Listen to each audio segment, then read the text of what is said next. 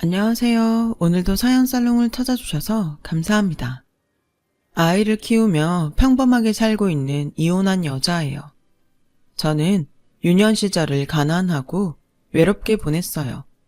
저희 아빠가 도박 중독이셨거든요.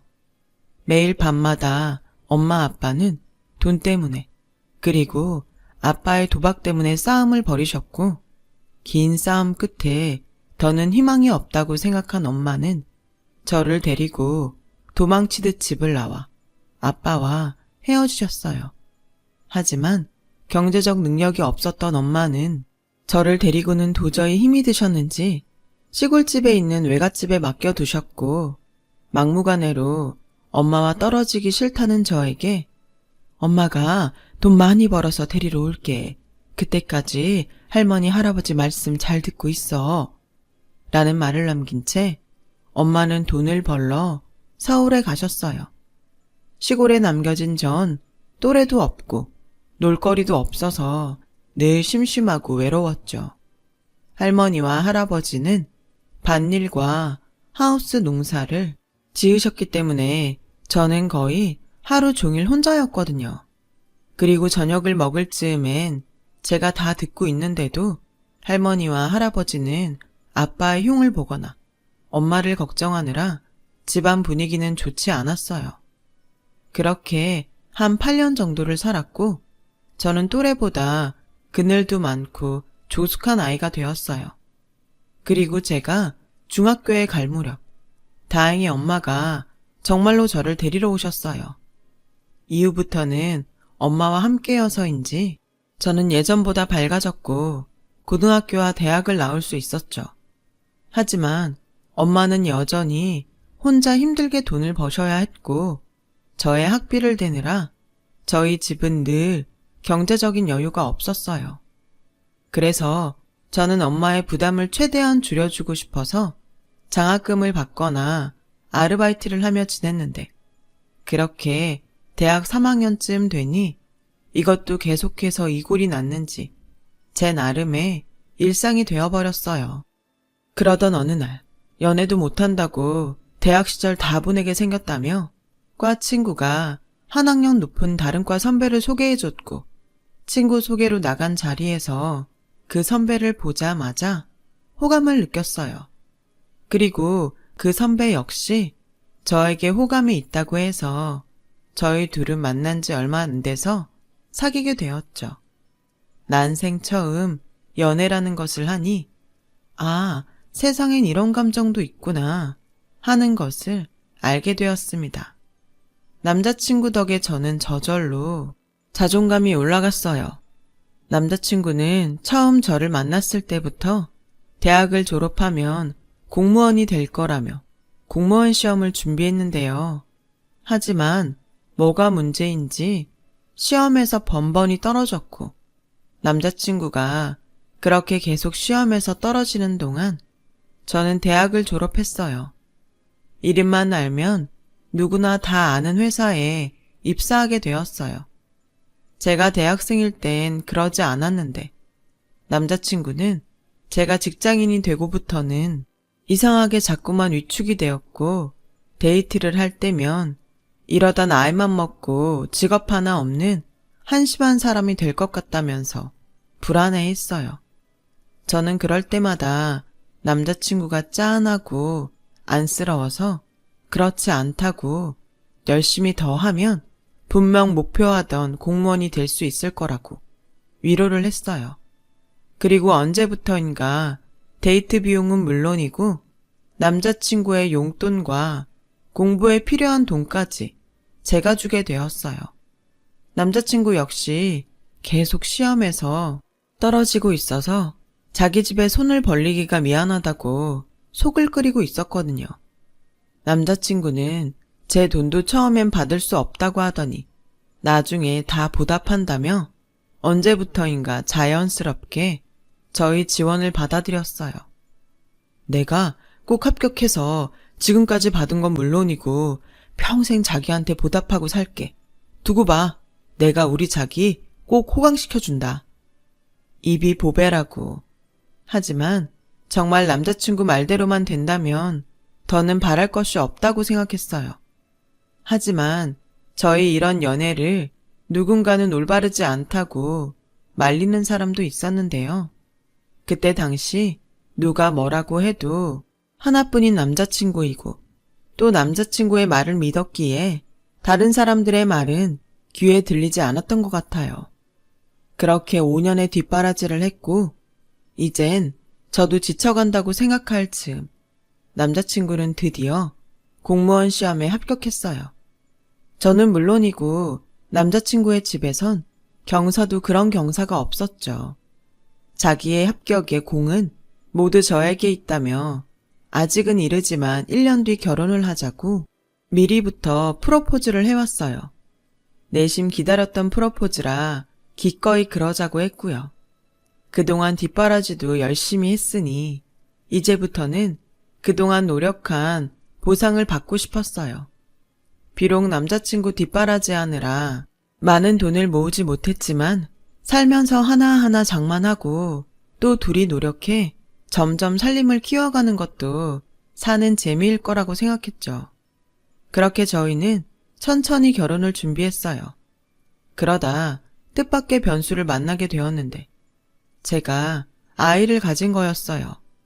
어차피 결혼을 준비하고 있으니 문제될 건 없었지만 그래도 결혼식 전에 임신했다는 것이 좀 부끄러웠죠. 저의 임신 사실을 안 남자친구는 어차피 결혼할 건데 뭘 부끄러워하냐며 이왕 이렇게 된 거 결혼을 앞당기자고 혼자 신이 나서 자기 집에 제 임신 사실을 알렸고 저 역시 조심스럽게 저희 엄마에게 제 임신을 알렸어요. 엄마는 놀랐음에도 저를 생각해 괜찮다고 어차피 결혼 준비하고 있었으니까 잘된 일이라고 말해주셨지만 내심 저와 같이 식도 올리지 않았는데 애부터 가져서 혹여 흠이라도 잡히지 않을까 걱정하는 눈치셨죠. 그리고 얼마 안 있어 남자친구의 집에 가게 되었어요. 그런데 남자친구가 시험을 준비할 때는 네가 고생이 많다. 우리 애가 공무원이 되면 다 네 덕이야. 내가 너한테 고마워하는 거 알지? 하셨던 그의 어머니는 제가 임신을 했다고 하자 태도가 완전히 변해 있었어요. 너도 참 여자애가 조심성이 없다. 아무리 결혼 생각이 있어도 그렇지 몸을 그렇게 막 굴려도 돼? 공무원 아내가 식도 올리기 전에 임신이라니 내가 나 부끄러워서 어디다 말도 못해.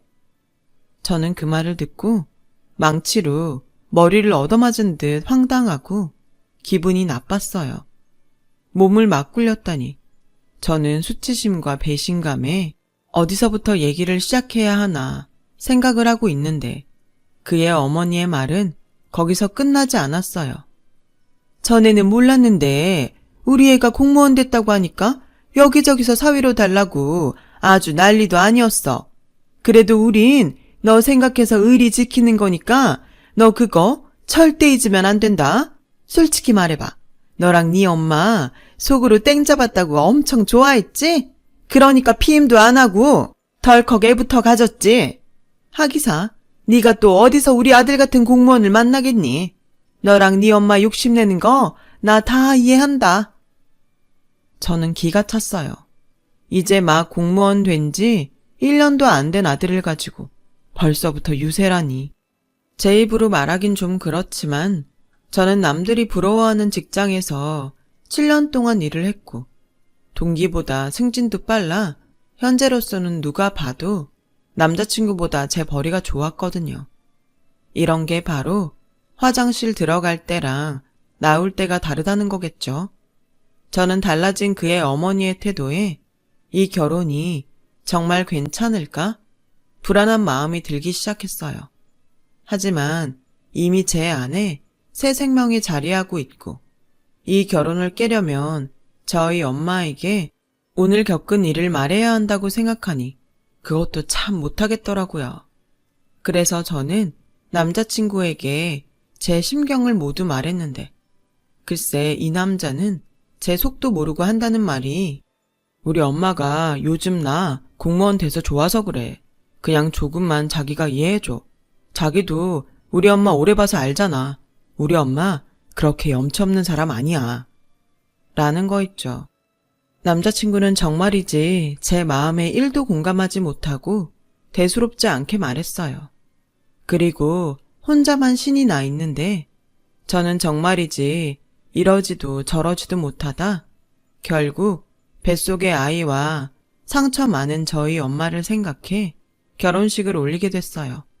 식은 제가 배가 불러오면 다른 친척들이 알아본다고 예정보다 빨리 올렸고 이제는 시어머니가 된 그의 어머니는 저에게 이 애는 허니문 베이비야. 알겠지? 절대 누구한테도 들키면 안 된다. 잊지 마. 허니문 베이비야. 라며 신신당부를 하셨어요. 뭐가 그렇게까지 창피하다고. 당신 손주인데 저는 아직 태어나지도 않은 아이가 불쌍하게 느껴지더라고요. 그리고 시어머니의 이기심은 거기서 끝이 나지 않았어요. 너 임신해서 힘드니까 신혼여행은 해외 말고 제주도로 가라. 마음 같아선 그냥 신혼여행이고 뭐고 관두라고 하고 싶은데 너 그럼 두고두고 나 원망할 거 아니니? 그래서 내가 제주도라도 가라고 하는 거야. 괜히 거기까지 간다고 고생하면 애한테 안 좋은데. 아무튼 자나깨나 애 조심해라. 허니문 베이비 어쩌고 하더니 이젠 애 때문에 제주도로 신혼여행을 가라니. 저는 이미 마음이 틀어져서인지 시어머니의 모든 말과 행동에 정이 뚝뚝 떨어졌어요. 그래도 뭐 시작이 어쨌건 남편과 재미있게 행복하게 살면 된다고 생각하며 애써 긍정적으로 모든 상황을 넘겨왔는데 결혼하고 3개월이 되어갈 즈음부터 남편의 태도도 조금씩 달라지기 시작했어요. 신입 공무원에 새신랑 타이틀까지 얻은 남편은 거의 매일 술을 먹고 집에 왔는데요. 제가 배가 불러오고 입덧을 시작해서 그 술 냄새가 정말 고역이었어요. 그래서 남편에게 잔소리를 좀 하니 그렇게 다정했던 남편은 온데간데 없고 버럭 화를 내며 이렇게 말했어요. 남자가 밖에서 나란 일 하다 보면 술도 먹을 수 있지. 왜 바가지야? 이 집은 원래 이렇게 뒤통수 치는 게 유전일까요? 공무원 좀 됐다고 나란 일이라니? 누가 들으면 영의정 정도는 되는 줄 알겠더라고요. 저는 속에선 뜨거운 화가 올라왔지만 술에 취한 사람과 대화해봤자 내 속만 터지지 하는 생각으로 더는 뭐라고 하지 않고 넘어갔어요. 그런데 그게 시작이었는지 제가 점점 배가 불러오고 뭉치고 하혈을 하는 등 고생을 해서 어쩔 수 없는 마음으로 회사를 그만두게 되었어요. 그 후부터는 다른 집 부부는 맞벌이 하는데 자긴 외벌이 시키냐며 슬슬 불만을 얘기하더군요. 둘이 벌어도 돈 모으는 게 어려운데 어떻게 애까지 있으면서 나 혼자 벌어 사냐? 너도 참 양심 없다. 주사도 아니고 맨정신으로 대놓고 저렇게 말하는 남편에게 저는 도저히 그냥은 넘길 수 없어서 이렇게 말했어요. 무슨 말이 그래? 양심? 자기야말로 양심 없니? 그동안 내가 자기한테 어떻게 했는데. 그리고 사표 낸 게 다른 것 때문도 아니고 임신해서 어쩔 수 없이 그만둔 거잖아. 말은 안 해도 다른 직원들 눈치도 보이고 내가 중간에서 얼마나 힘들었는지 알아? 자기 말대로 임신해서 그런 건데 뭘 그런 걸로 눈치를 보냐? 괜히 회사 때려치우고 싶었던 거 이래저래 핑계대는 거잖아. 저는 말도 통하지 않고 저에 대해 이해하려는 마음이 없는 남편과 더는 대화를 하고 싶지 않아 입을 꾹 닫았어요. 그리고 꼭 무슨 짓을 해서라도 출산 후 바로 복직을 하리라. 이를 갈았어요. 그런데 그렇게 제 속을 긁어놓고도 속이 시원하지 않았는지 사건이 또 벌어졌어요. 그날도 남편은 술이 떡이 돼서 집에 들어왔는데 남편이 거실 바닥에 쓰러져 자는 사이 바닥에 남편의 핸드폰이 떨어져 있었어요. 저는 그러거나 말거나 무시하며 주방으로 가는데 핸드폰에 자꾸만 전화도 아닌 것이 진동이 오는 게 거슬리기 시작했어요. 평소라면 별 관심도 없었을 남편의 핸드폰. 하지만 그날은 무슨 호기심인지 남편의 핸드폰을 확인하고 싶었죠. 확인은 아주 쉬웠어요. 평소 제가 자기 폰에 관심이 없다는 걸 안 남편은 그 흔한 핸드폰 패턴도 없었거든요. 그렇게 손쉽게 확인한 남편의 폰은 정말 충격 그 자체였어요. 남편은 세상 무서운 줄 모르고 그동안 여러 업소에서 술 접대를 받고 다녔던 거였어요. 그리고 술뿐만 아니라 업소 여자와 바람이 났는지 핸드폰 갤러리에는 이상 야릇한 사진들이 100장도 넘게 저장되어 있었어요.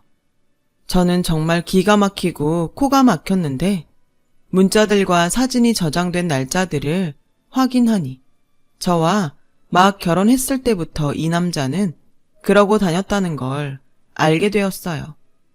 저는 갑자기 알게 된 충격적인 사실에 너무 놀라서인지 손이 벌벌 떨리더라고요. 공무원 밥 먹은 지 얼마나 됐다고 이 인간이 미쳤구나 싶었죠. 그리고 저도 곧 이성을 놓고 술에 취해 뻗어있는 남편을 깨웠어요. 고래고래 소리를 지르면서요.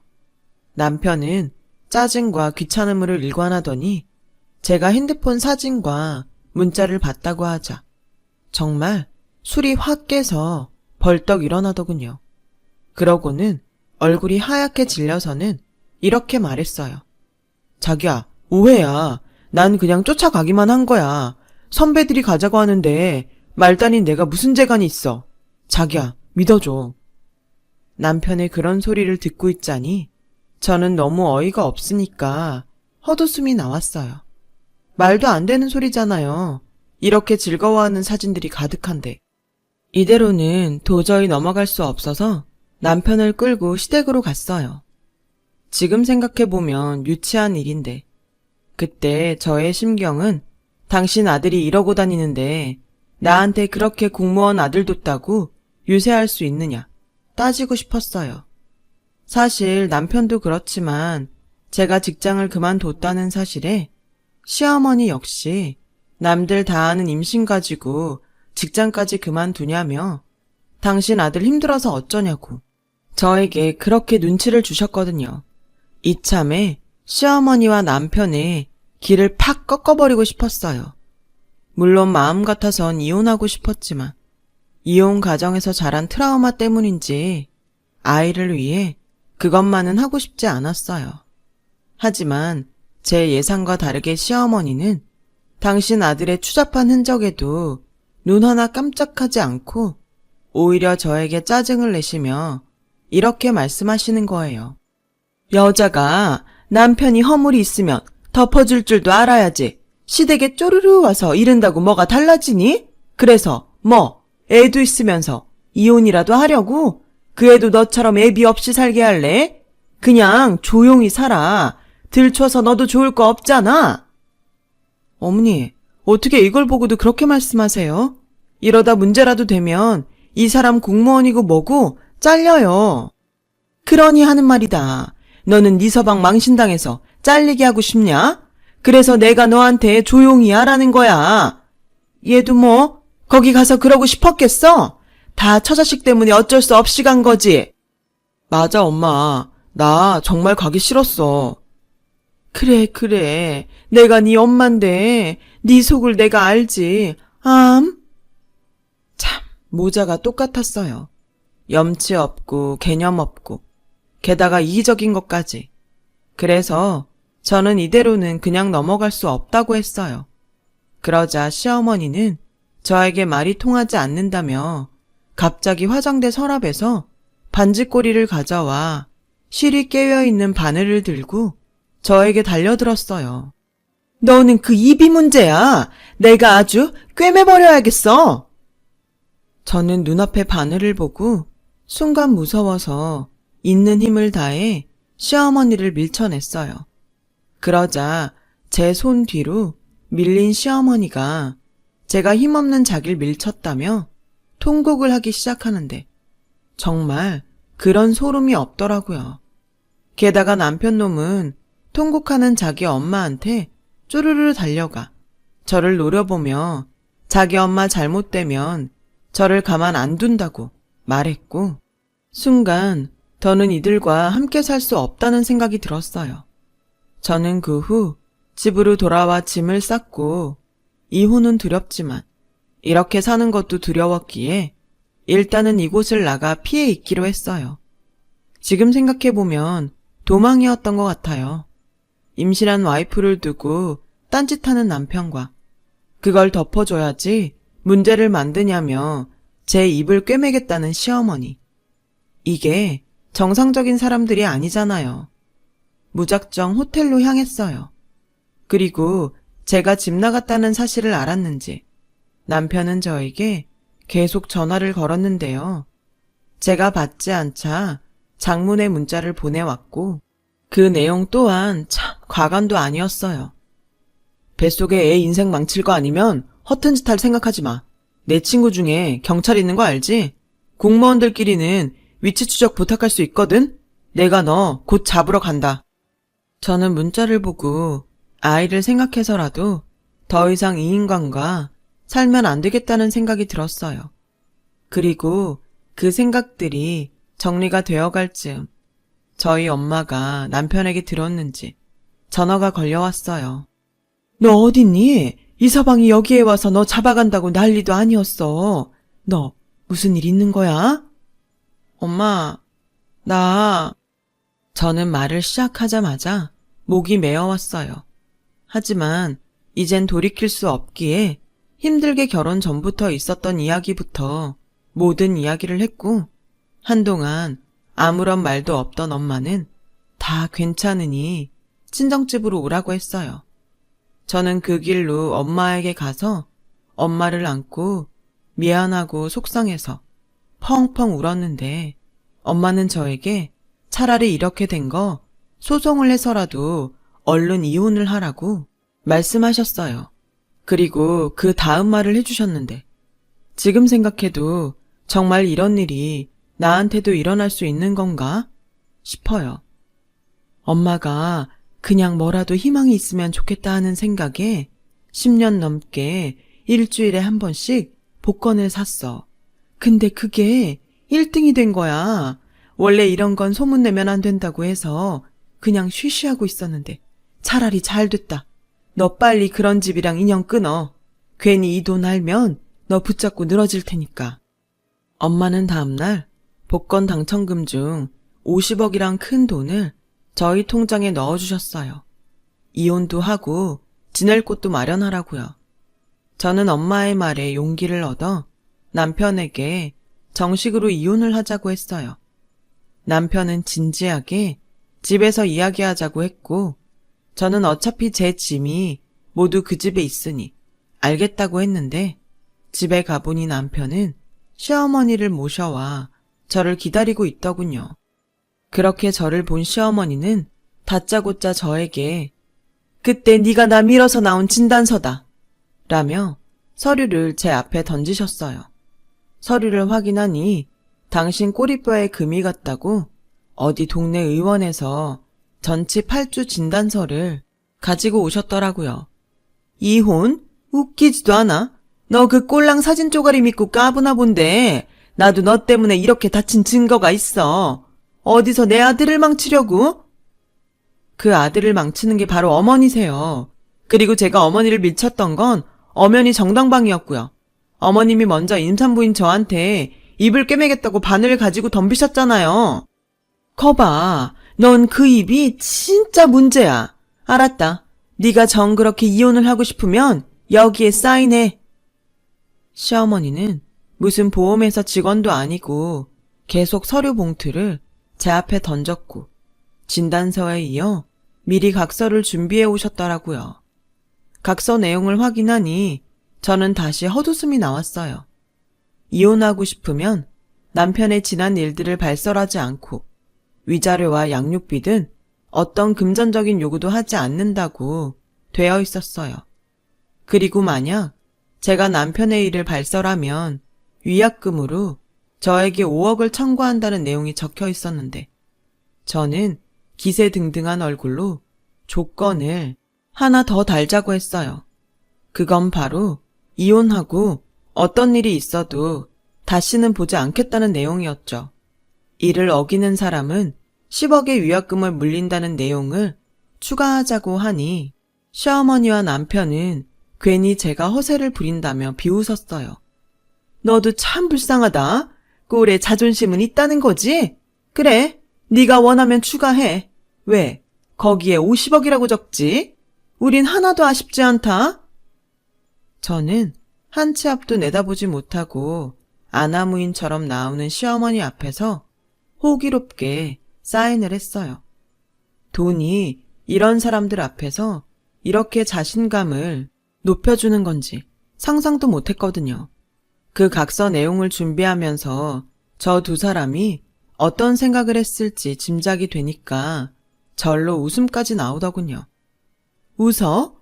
네가 사회생활을 그만두더니 현실을 모르나 본데 남자는 이혼해도 직업 좋고 인물 좋으면 조건 좋은 여자가 줄을 선다? 너 같은 거 하나도 아쉽지 않다는 말이야. 막말로 네가 친정에 돈이 있니 빽이 있니? 어디서 구질구질하고 말 많은 게 덜컥 애 나가져서 내 아들 거저 얻어놓고. 아, 그 애는 우리 핏줄이 맞긴 하니? 내가 정말 그것부터 확인했어야 했는데. 나도 그렇고 얘도 그렇고 사람이 착해 빠져서 네 말만 곧대로 믿었지 않니? 이젠 그런 걱정 안 하셔도 되겠네요. 어차피 이 애는 당신들 얼굴 볼 일 없으니까. 그리고 제가 아무리 현실을 몰라도 이거 하나는 잘 알아요. 부정부패는 결국 패가망신이라는 거. 저 뭐 하나 가진 것도 없는 게 주둥이만 나불거리고 넌 언제고 그 주둥아리 때문에 화를 당할 거야. 막말 그만하시고요. 거기 꿀먹은 당신, 나 여기 사인했으니까 순순히 합의 이혼해. 그래, 각서부터 공증받고 나중에 후회한다고 취소해달라고 매달리지나 마. 나도 뭐 솔직히 진작부터 이혼하고 싶었어. 밖에 예쁘고 몸매 좋은 애들이 얼마나 많은데 나야말로 땡큐다. 저는 헤어질 때까지 막말을 쏟아내는 남편을 보고 이런 인간을 몰라보고 그 긴 시간을 보냈구나 하는 절망감도 들었어요. 그렇게 시간은 조금씩 흘러 저는 바라던 합의 이혼을 하게 되었어요. 가정법원은 뱃속에 아이가 있기에 조정기간을 주었지만 이미 저희는 부부 사이에 종지부를 찍었죠. 얼마 후 친정 엄마가 준 돈으로 엄마와 함께 생활할 30평대 아파트 하나를 장만했어요. 그리고 기다리던 조정기간이 끝나 남편과 제가 완전히 남남이 되던 날이 되었는데요. 이 유치하고 못돼 처먹은 남편 놈은 마치 저를 약올리고 싶어 안달이 난 사람처럼 여자들과 노는 사진을 일부러 저에게 보냈어요. 그러면서 각서, 잊지 말라는 내용의 문자도 보내왔는데 정말 사이코 같았죠. 이런 걸 애 아빠라고 어떻게든 살아보려고 했더니 저는 이에는 이, 눈에는 눈이라는 생각에 마지막으로 상대한다는 마음으로 제 통장 내역 사진을 찍어 남편에게 똑같이 보냈어요. 그리고 정말 1분도 되지 않아 전화가 걸려왔고 그 돈이 무슨 돈이냐며 다짜고짜 물어보는 남편에게 저는 당당하게 이렇게 말했어요. 우리 엄마가 복권 당첨돼서 나한테 좀 줬어. 그러니까 이런 시답지 않은 문자 그만 보내. 나 당신한테 원하는 거 정말 하나도 없으니까. 자기야, 내가 미안해. 내가 잠깐 돌았었나 봐. 우리 애를 생각해야지. 그 애 아빠 없이 키울 거야? 내가 이렇게 있는데? 너 같은 아빠는 없는 게 나으니까. 기꺼이 아빠 없이 키울 거야. 걱정하지 마. 내가 아주 잘 키울 거니까. 그리고 잊은 거 아니지? 공증받은 각서. 만약 내 위치 조사하고 찾아오면 10억이야. 그리고 당신이 먼저 각서 위반하면 나도 당신 접대받고 바람핀 거 세상에 다 뿌릴 거고. 이제 나 함부로 건들지 마. 알았어? 절대 잊지 마. 증거는 내가 더 많다는 거. 남편은 한동안 또 꿀먹은 벙어리처럼 아무 말도 없었고 저는 전화를 끊어버렸어요. 어찌나 속이 시원하던지. 돈 자랑은 한심한 거라고 생각했는데 그 순간은 그 많은 돈이 얼마나 고마웠는지 몰라요.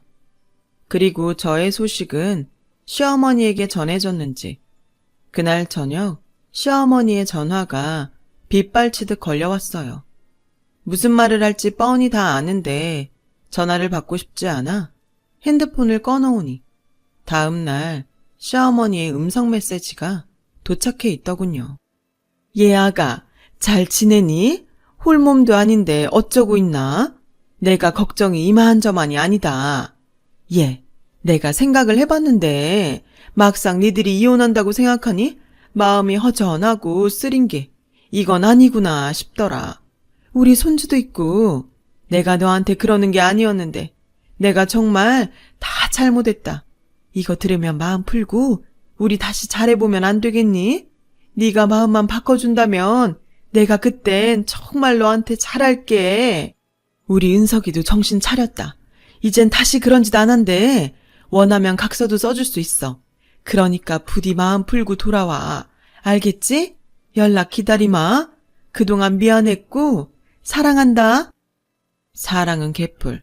자기 아들한테 듣고 태도를 바꿔놓고 마치 자기가 후회하는 척 연기하는 시어머니의 목소리에 저는 소름이 돋아 당장에 메시지를 삭제했어요. 그리고 그 길로 핸드폰 대리점을 찾아가 핸드폰 번호도 바꿔버렸죠. 집도 이사하고 핸드폰 번호도 바꿔서인지 그제야 저는 제가 바라던 자유를 얻을 수 있었어요. 그리고 감사하게도 무사히 건강한 딸아이를 출산했고요. 비록 탯줄 잘라주는 아빠는 없었지만 그런 사람들과 어떠한 접점도 만들지 않고 이 아이를 세상에 낳았다고 생각하니 그 순간 엄마로서 얼마나 뿌듯했는지 몰라요. 원래 엄마란 세상에서 가장 좋은 것만 주고 싶잖아요. 그렇게 제 딸아이는 무럭무럭 자라 올해로 딱 3번째 생일을 맞이했어요. 마치 지난날 고생한 것을 보상이라도 받듯 아이는 건강하고 사랑스럽게 크고 있어요.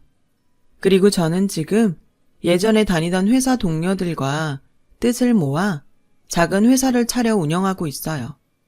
물론 엄마의 당첨금으로 돈 걱정 없이 살 수도 있지만 엄연히 따지면 제가 번 돈도 아니고 자식 키우는 부모가 성실하게 세상을 살지 않으면 안 된다는 생각에 그 돈은 나중에 저희 아이를 위해 쓰려고 남겨뒀죠.